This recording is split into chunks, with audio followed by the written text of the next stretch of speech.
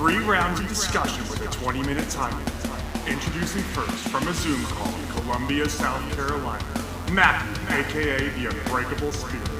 And his opponent from a Zoom call in Atlanta, Georgia, Daniel, aka the Executioner. Take it away, Matthew.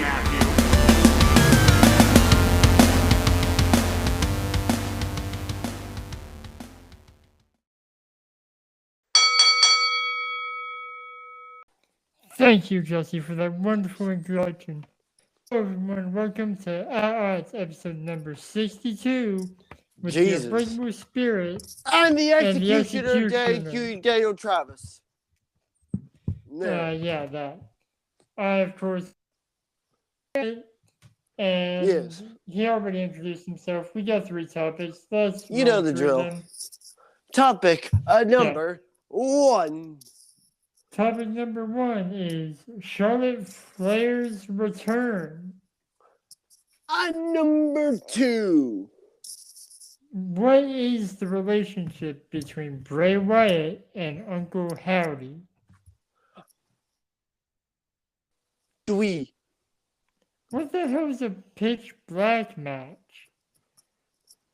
But 3, we haven't even done topic 1, which I'm going to hop into right now. Take it away. Charlotte Flair is back and a 14-time women's champion. In terms of titles, she is 2 away from tying her father and 3 away from breaking it. Yes. No, my eye. You got the timer? Just making sure. My resolutions. All right. Good. No, I will say my take on Charlotte Flair is back. I will admit I was surprised. However, there was one thing I just wasn't truly a fan of with Charlotte Flair coming back, and that is that they changed her theme song. Because admittedly, when I heard it last year, I was like, who the hell is this? They changed their theme? Yep, they changed her theme. Is it just like straight Ric Flair's now, not the remakes? I don't know. No. I'm gonna have to research that on YouTube later. Yeah, okay, yeah, great. But yeah, and I will say, with Charlotte Flair being a 14-time women's champion, I'm gonna be honest, if WWE wants Charlotte to break her father's record, there are some ways that WWE could do this. But I will say, when WWE does it, they have to do it. And I don't give a damn. They have to do it at a WrestleMania. Period. Yeah. And in order for her to do that, first she would have to lose the title. And then win it another time and lose it again. Yeah, but I will say, with Charlotte Flair being back, does the SmackDown Women's Division benefit from Charlotte Flair being back? And I also want to ask, is Charlotte like a babyface or is she a heel? Because when she returned, she got cheered. A face. But I mean, there's no telling. Like, she could just show up tomorrow and we could know what side of the crowd she's on tomorrow. Because for now, she's a baby face, yes. Yeah, but it could all she beat a heel, Ronda Rousey. But it could all change. Uh-huh. What is your take on the Queen winning her 14th, returning and just immediately winning her 14th women's title? I feel like they're almost like forcing her to win these titles at this point. Oh, and they're engineering her to be a female Ric Flair. I mean, because this is a fun fact for you that I actually have learned is that did you has won a title every single year since 2014. Hmm. That's interesting. That's a record. Yeah. Yeah. I mean, And in my terms of, if we're honest, talking about in terms of women's greats, Charlotte's already broken Trish Stratus's record of most women's title. In fact, she's she doubled didn't it. she didn't broke it. She shattered it. Yeah. For a while, Trish Stratus had the record of most women's championships. I believe at 7. Don't quote me on that. I'm not sure Yep. of that fact. Google it. It's And 7. Charlotte has doubled It's 7. that. Okay. It's 7. It Charlotte is has 7. doubled it. Doubled. But and I will say with Charlotte Flair being on top of the women's division. Now, it very much depends on if they want Charlotte to be a babyface or a heel. Because I will say, like, I wasn't sure if Charlotte was going to come back because, like, she lost the women's title and then just disappeared for months. Yeah, to do who knows what. Well, I meant to get married. Well, yeah, but she could have returned any time after that. I mean, hell, maybe she just needed a break because she's been doing this for so many years. Yeah, fair enough. I mean, I wouldn't blame her. I mean, if maybe you've been she's contemplating going to AEW to be with her hubby. I mean, provided that her hubby has said that he wants the fuck out of there.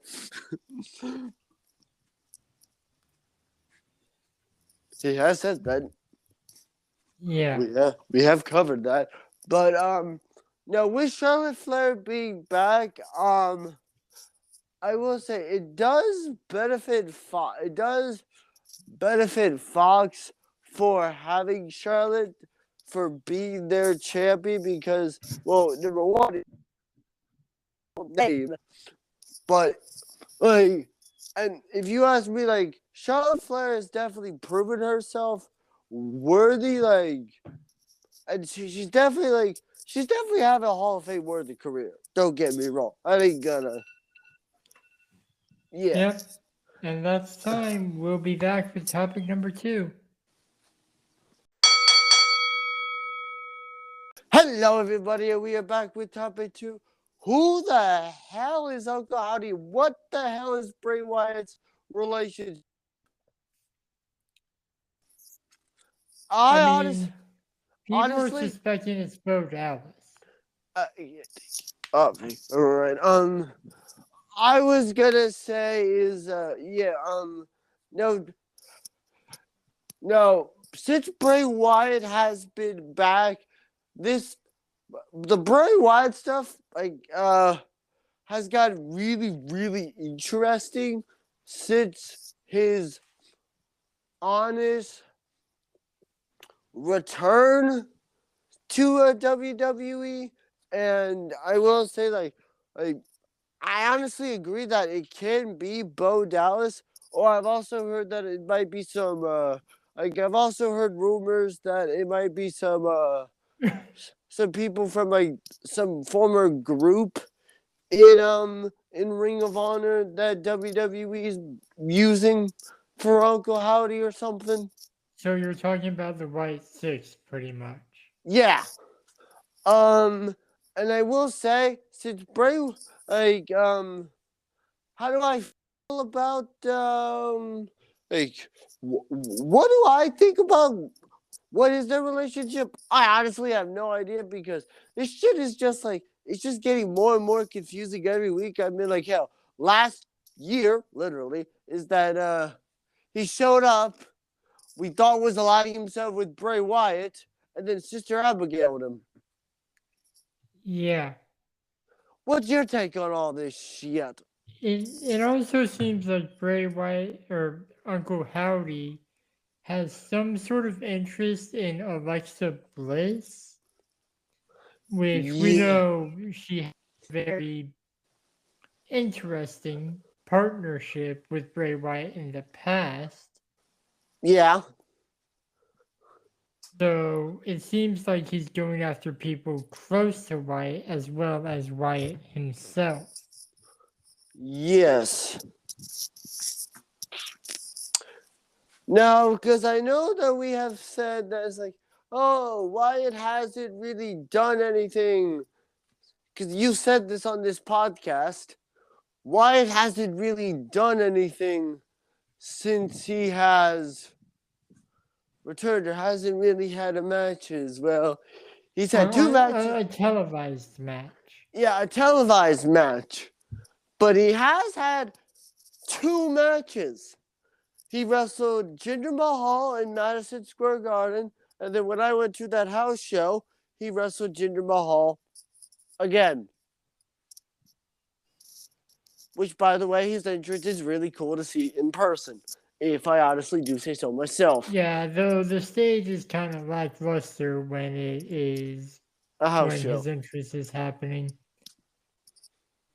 Well, Like, I mean, I'm just saying because all the Trons go off and it just looks like gray panels.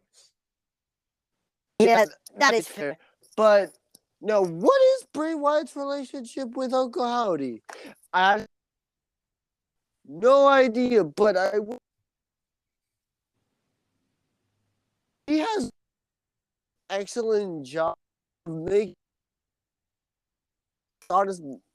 everything he's done has had a layer like a new twist to the Bray Wyatt saga to what he's doing. Yeah, I almost feel like the whole Uncle Howdy thing is like a Bray Wyatt reboot of sorts.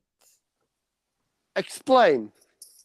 Because let's say in the Bray Wyatt saga version 1, we had this Sister Abigail thing, like who is Sister Abigail, blah blah blah.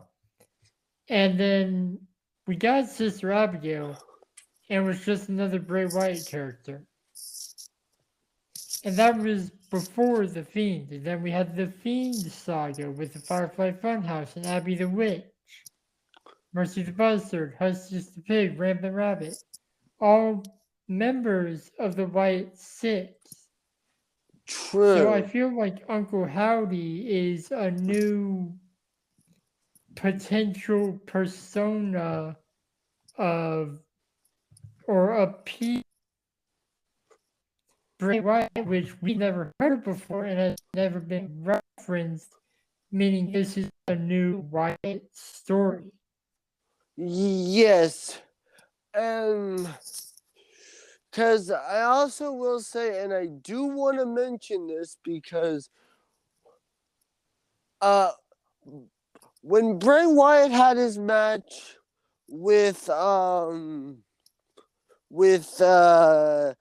Mahal at that live event that I went to, he did that whole for those of you that know what I'm talking about, he did that whole neck snapping motion thing. Yeah. But then, and this is another thing, when he was on the stage, he stood there with his arms like wide across on the stage right before he went backstage, which I thought was kind of interesting. Well, that was for the fans.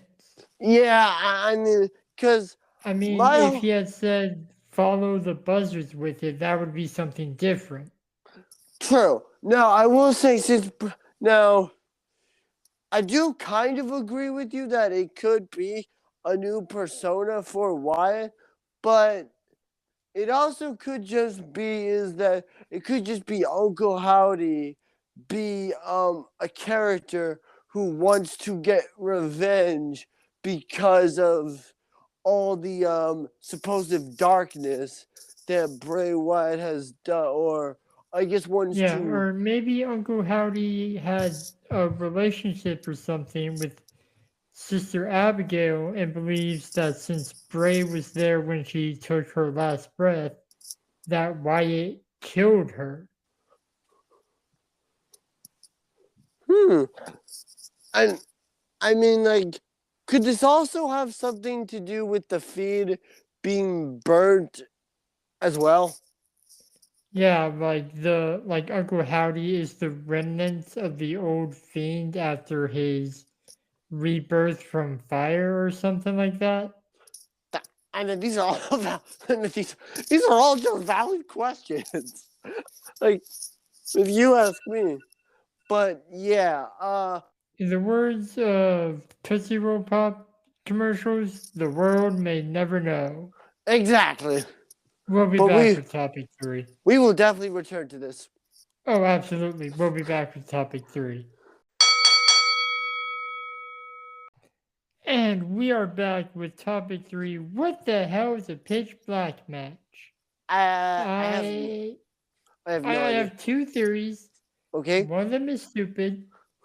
One of it's a them might be match. kind of cool. Okay, one. The first one, I'm going to do stupid first to get it out of the way. It's just a match with all the lights in the arena turned off. We have no idea what's going on, and it's really weird. Almost like a match I saw on YouTube of Invisible Man versus Invisible Stan. Don't ask. Yeah, I know what you're talking about, the but other one is the other one is it's a match that has an infrared filter where we can still see them, but the lights are still dark. So it's like infrared or night vision or some shit like that. Cause for me, what the hell is a pitch black match? I feel like it could very much lean having a horror writer at the center of this shit for Bray Wyatt. I feel like it might lean into the horror genre and possibly Even though Road Dogg produced the most recent Bray Wyatt segment. possibly, I mean, yeah, cause let me finish what I was saying is that I believe that with this whole with it being like leaning into the horror genre a bit, is that we like this could also be a way to bring in the like throughout the match. I don't really know exactly what the rules are going to be, if there are going to be any, but I could also see it being for a way for the Wyatt 6 characters to get involved throughout the match. Yeah, another thing I just thought of, because in terms of pitch black, you think like pitch black darkness, I can't see. Maybe it's just a match with Wyatt and Knight wearing like night vision goggles or something so they can see their opponent. I mean, because if Bray Wyatt is gonna be like fully unleashing like the his darkness that he's been trying to contain since he got back, I feel like that like what is this, like is he gonna be bringing back like an upgraded version of the Fiend or something? Or maybe a more demonic version of the Eater of Worlds? Exactly. Because, like, what I think the rules of this match are, I honestly think there's going to be only... I feel like the rules of this match, and I'm just guessing off the top of my head, that it's going to be pinfall, submission, and that's it. Yeah. Other than that, it's just gonna go nuts. WWE, it's gonna be pinfall or submission in the ring. I mean, or they could add in false count anywhere if they wanted to go more ridiculous. Yeah, but this is WWE we're talking about. Oh, right. Fair enough. But I will say, with WWE, this whole pitch black match being officially a thing for the Rumble is like I'm also wondering like is this going to be like what will be the next chapter? This is kind of random, but what will be the next thing for Wyatt after this? That is true.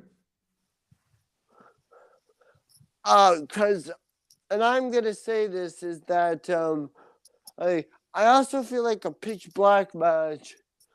I feel like I like your idea of it having like night like thermal vision or something for us at home, but I honestly think that it would be more interesting if you lean more into like the horror genre and also maybe have like Bray Wyatt just like randomly like disappear and reappear as like different characters or something. Like I don't know, you could have him like disappear and then reappear as the Fiend or something. Yeah. Like I don't know, just because like or like he reappeared, he'd be like a more dark Theater of Worlds, or Uncle Howdy actually gets involved in this and starts. I'm sure Howdy's gonna get involved in some way because Bray Wyatt's in the match. Howdy is something to Wyatt. Yeah, but my honest question is this: will Howdy cost Bray Wyatt the match, or will Uncle Howdy help Bray Wyatt win the match? Considering he seems to be targeting Wyatt, I think he will hinder Wyatt during the match. Yeah. What are your thoughts on what a pitch black match? More thoughts on that? Like, I honestly, this is so bizarre that it's hard to articulate what we think it is. We're obviously going to return to this when we do our Rumble predictions in a few weeks. That is true, provided WWE actually starts building up to the fucking Rumble. Yeah. Because and I know this is gonna sound random, but it's just like I don't want to, have like 3 or 4 matches just like or like just one match because like we need a match card. Like I don't care if people announce themselves for the Rumble. I don't really give a shit about that or qualify or whatever. But it's just like as long as you actually make me want to tune into this stupid Royal Rumble. I mean, we're gonna tune in anyways. I mean, true, because prediction and also because remarks. Yes, and also the question that I gotta ask before we go is, will The Rock be involved? Only time will tell. Anyways, that's all the time we have for this week. Thank you for listening. Please tell your friends, share, follow, whatever. Roll that outro. Roll that outro.